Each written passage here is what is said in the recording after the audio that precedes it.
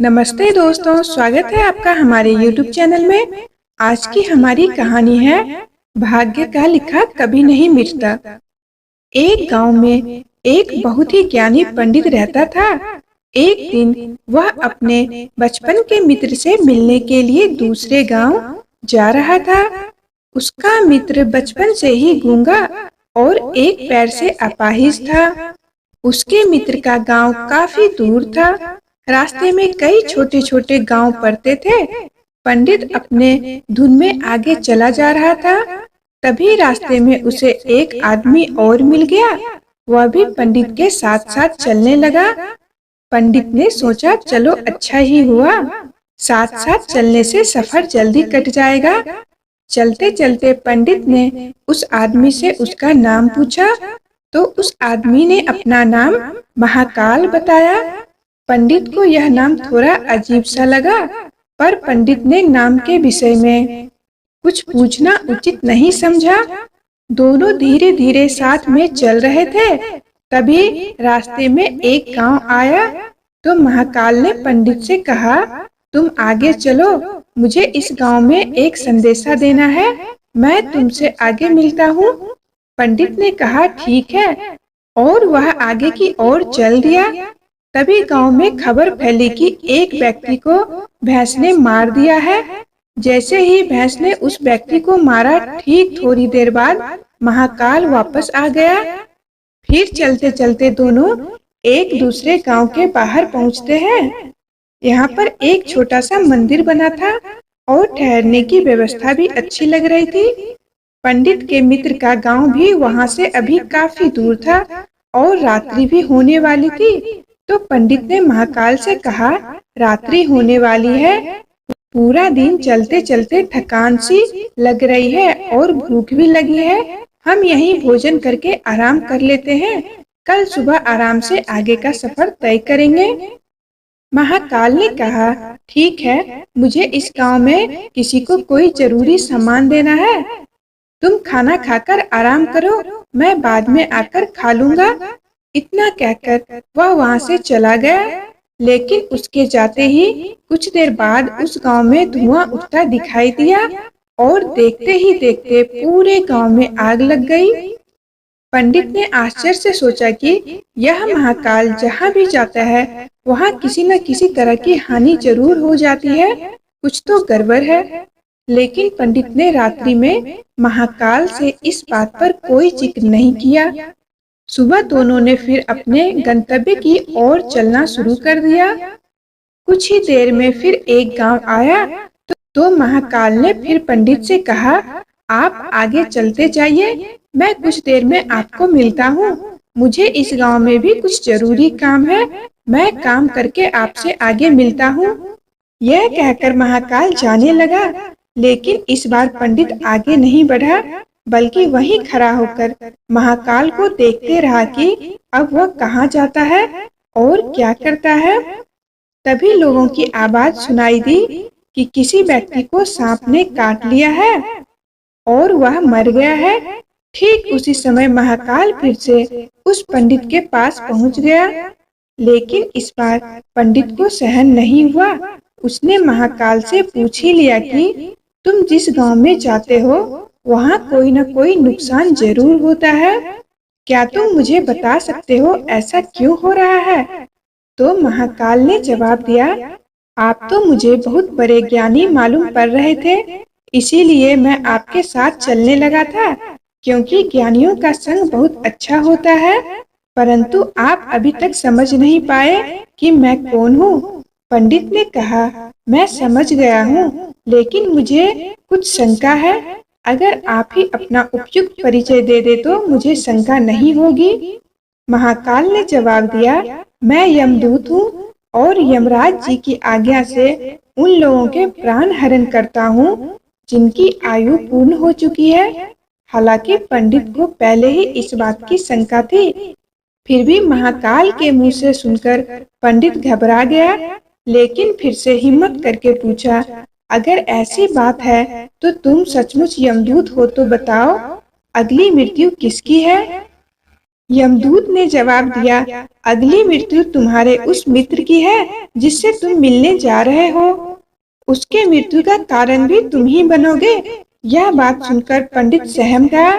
पंडित सोच में पड़ गया कि यदि वास्तव में यह यमदूत हुआ तो उसकी बात भी सही होगी। मेरे कारण मेरे बचपन के सबसे अच्छे मित्र की मृत्यु हो जाएगी।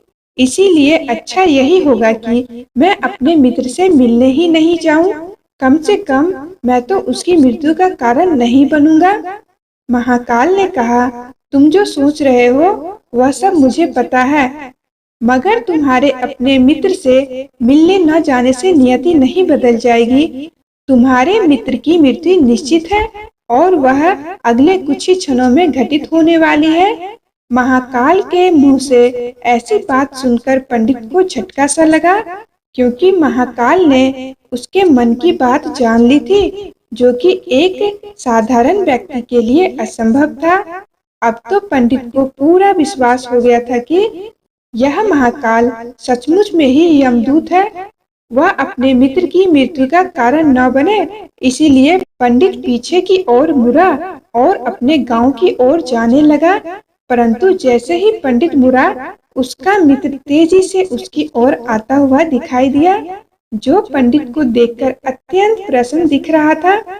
अपने मित्र के आने की गति को देखकर पंडित को ऐसा लगा जैसे कि उसका मित्र काफी समय से उसके पीछे ही आ रहा था, लेकिन वह बचपन से ही गूंगा था और पैर से अपाहिज था। इसीलिए न तो वह पंडित के पास पहुंच पा रहा था और न ही पंडित को आवाज दे पा रहा था। लेकिन जैसे ही वह पंडित के पास पहुंचा, अचानक उसकी मृत्यु हो गई। पंडित हक्का बक्का होकर महाकाल की ओर देखने लगा, जैसे कि वह पूछना चाह रहा हो, आखिर क्या हुआ। महाकाल पंडित के मन की बात समझ गए और बोला, तुम्हारा मित्र पिछले गांव से ही तुम्हारे पीछे पीछे आ रहा था, लेकिन वह अपाहिज और गूंगा होने की वजह से तुम तक नहीं पहुंच सका।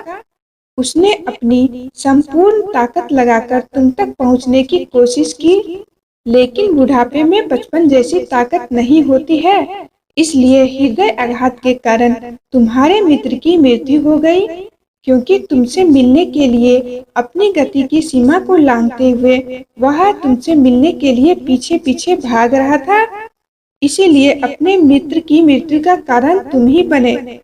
अब पंडित को विश्वास हो चुका था कि सचमुच में यह महाकाल एक यमदूत है और उसका कार्य जीवों के प्राणों को हरना है। पंडित एक ज्ञानी व्यक्ति था, इसीलिए वह यह भी जानता था कि मृत्यु पर किसी का बस नहीं चलता। सभी जीवों को एक न एक दिन मरना ही है। यही सोचकर उसने अपने आप को संभाल लिया। लेकिन अचानक पंडित के मन में स्वयं के मृत्यु के बारे में जानने की इच्छा हुई। इसीलिए उसने महाकाल से पूछा, जब मृत्यु मेरे मित्र की होनी थी तो तुम शुरू से ही मेरे साथ क्यों चल रहे थे। महाकाल ने जवाब दिया, मैं तो सभी के साथ चलता हूँ और हर क्षण चलता रहता हूँ, किंतु लोग पहचान नहीं पाते, क्योंकि लोगों के पास अपनी समस्याओं के अलावा किसी और व्यक्ति, वस्तु या घटना के संदर्भ में सोचने, समझने और देखने का समय ही नहीं होता। पंडित ने कहा, क्या तुम बता सकते हो मेरी मृत्यु कब और कैसे होगी। तो महाकाल ने कहा, हालांकि किसी सामान्य जीव को यह जानना ठीक नहीं, क्योंकि कोई भी जीव अपनी मृत्यु के बारे में जानकर दुखी ही होता है, लेकिन तुम ज्ञानी व्यक्ति प्रतीत होते हो और अपने मित्र की मृत्यु को तुमने जितनी आसानी से सहन कर लिया है, उसे देखकर लगता है कि तुम अपनी मृत्यु के बारे में जानकर भी दुखी नहीं होगे। इसीलिए मैं तुम्हें बता देता हूँ कि तुम्हारी मृत्यु आज से ठीक 6 महीने बाद आज के ही दिन किसी दूसरे राज्य में फांसी लगने के कारण होगी। और सबसे आश्चर्य की बात यह होगी कि तुम स्वयं खुशी से फांसी को स्वीकार कर लोगे। इतना कहकर महाकाल जाने लगे। क्योंकि महाकाल का पंडित के साथ चलते रहने का अब कोई कारण नहीं था। पंडित भी अपने मित्र की यथाशक्ति कर्म कांड करके अपने गांव चला गया। लेकिन कोई व्यक्ति कितना भी ज्ञानी क्यों न हो, अपनी मृत्यु की बात सुनकर दुखी ही होता है और मृत्यु से बचने के लिए कुछ न कुछ उपाय जरूर करता है। तो पंडित ने भी किया। पंडित विद्वान था, इसीलिए उसकी ख्याति उस राज्य के राजा तक थी। उस पंडित ने सोचा कि राजा के पास तो कई ज्ञानी मंत्री हैं, वह मेरी मृत्यु से संबंधित समस्या का कोई ना कोई हल निकाल लेंगे। पंडित यह सोचते हुए राज दरबार में पहुंच जाता है और वहां जाकर राजा को सारा वृत्तांत सुनाया। राजा ने यह बात अपने मंत्रियों को बताई और उनसे सलाह मांगी। अंत में सभी ने विचार विमर्श करके कहा कि अगर पंडित की बात सही है तो निश्चय है कि उसकी मृत्यु 6 महीने के बाद ही होगी। लेकिन मृत्यु तब होगी जब वह दूसरे राज्य में जाएगा। यदि वह दूसरे राज्य में जाएगा ही नहीं तो मृत्यु होगी ही नहीं। मंत्रियों की यह सलाह राजा को भी ठीक लगी। बहुत सोच समझकर राजा ने पंडित के रहने की व्यवस्था महल में ही कर दी और राजा के आदेश के बिना उस पंडित से किसी को भी मिलने नहीं दिया जाता था। लेकिन पंडित कहीं भी आ जा सकता था ताकि पंडित को यह न लगे कि वह राजा की कैद में है। परंतु डर के कारण पंडित स्वयं ही कहीं आता जाता नहीं था। धीरे धीरे पंडित की मृत्यु का समय नजदीक आने लगा और वह दिन भी आ गया जिस दिन पंडित की मृत्यु होने वाली थी। पंडित अपनी मृत्यु को लेकर बहुत चिंतित था, इसीलिए उस दिन पंडित डर के मारे जल्दी ही सो गया ताकि जल्दी से वो रात बीत जाए और अगला दिन आ जाए और मृत्यु टल सके। लेकिन पंडित को स्वयं नींद में चलने की बीमारी थी और इस बीमारी के बारे में वह स्वयं भी नहीं जानता था। अतः राजा और किसी वैद्य को बताने का तो प्रश्न ही नहीं उठता। उसी रात पंडित को नींद में चलने का दौरा पड़ा। वह उठा और अपने कमरे से निकलकर अस्तबल में गया। पंडित राजा का खास मेहमान था, इसीलिए किसी पहरेदार ने भी उसे नहीं रोका और न ही किसी तरह की पूछताछ की। अस्तबल में पहुंचकर वह सबसे तेज चलने वाले घोड़े की पीठ पर सवार होकर नींद में ही राज्य की सीमा से बाहर दूसरे राज्य में चला गया।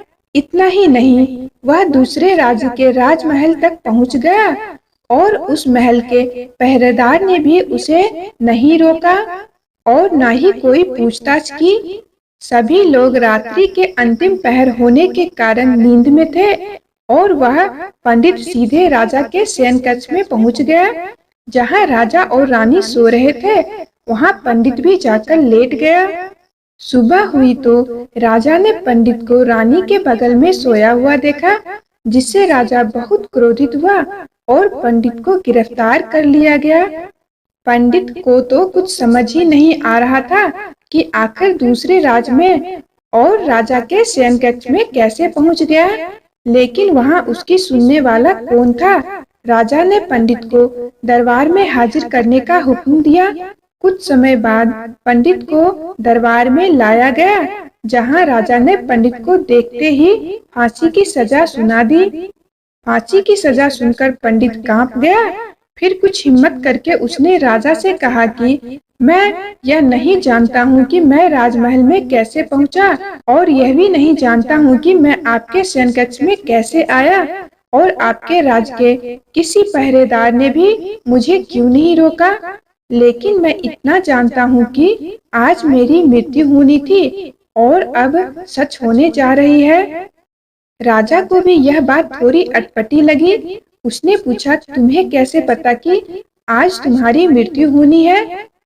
तुम कहना क्या चाहते हो? राजा के इस सवाल के जवाब में पंडित ने महाकाल से मिलने की सारी कहानी बता दी और कहा कि महाराज, मेरा क्या किसी भी समान व्यक्ति में इतना साहस नहीं कि वह राजा के शयन कक्ष में राजा की उपस्थिति में रानी के पास चला जाए और सो जाए। राजा को पंडित की बात में थोड़ी सत्यता दिखाई दी, परंतु उसने सोचा ये मृत्यु से बचने के लिए महाकाल और अपनी मृत्यु की भविष्यवाणी का बहाना कर रहा है। इसलिए राजा ने पंडित से कहा, यदि तुम्हारी बात सत्य है और आज तुम्हारी मृत्यु का दिन है, जैसा कि तुम्हें महाकाल ने कहा था, तो तुम्हारी मृत्यु का कारण मैं नहीं बनूंगा। लेकिन अगर यह बात झूठी निकली तो निश्चय ही आज तुम्हारी मृत्यु का दिन होगा। क्योंकि पड़ोसी राज्य का राजा उसका मित्र था, उसने तुरंत सैनिकों के हाथ दूसरे राज्य के राजा को पत्र भेजकर और पंडित की बात की सत्यता का प्रमाण मांगा।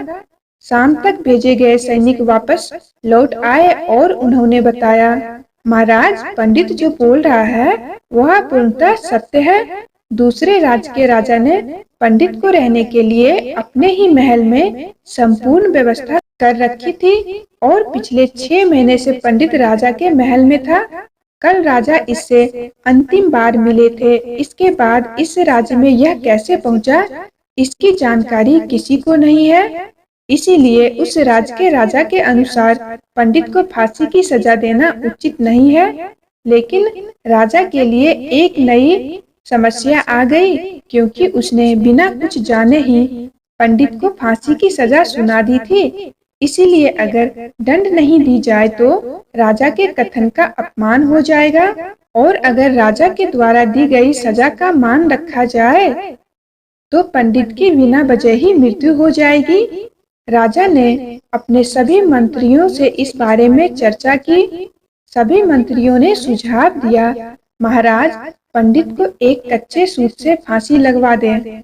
इससे आपका कथन का भी मान रह जाएगा और कच्चे सूत के धागे से पंडित को फांसी भी नहीं लगेगी और उसके प्राण बच जाएंगे।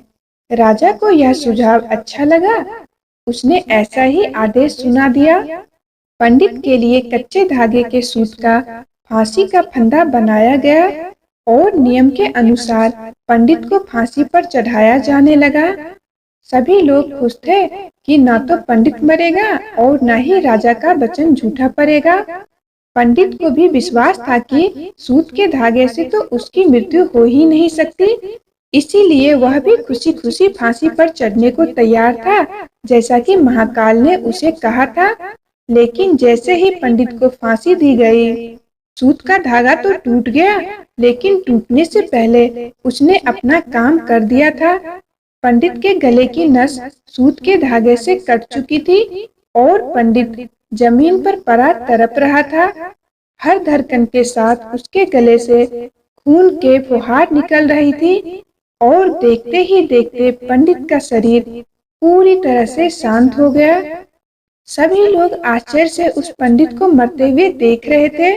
किसी को विश्वास नहीं हो रहा था कि इस कमजोर धागे से किसी की मृत्यु हो सकती है। लेकिन घटना घट चुकी थी। नियति ने अपना काम कर दिया था। जो होना था वह होकर ही रहता है। हम चाहे जितनी भी सावधानियां कर ले, जितना भी उपाय कर ले, लेकिन हर घटना और घटना की पूरी प्रणाली पहले से ही तय होती है, जिसे हम थोड़ा सा भी इधर उधर नहीं कर सकते हैं। इसीलिए ईश्वर ने हमें भविष्य जानने की क्षमता नहीं दी है, ताकि हम अपने जीवन को बेहतर ढंग से जी सके। और यही बात उस पंडित पर भी लागू होती है। यदि पंडित ने महाकाल से अपनी मृत्यु के बारे में ना पूछा होता तो 6 महीने राजा की कैद में डर डर कर जीने की बजाय ज्यादा बेहतर जीवन जीता। दोस्तों, वीडियो कैसी लगी कमेंट करके जरूर बताएं। पसंद आई तो वीडियो को लाइक और शेयर भी जरूर कर दें। धन्यवाद।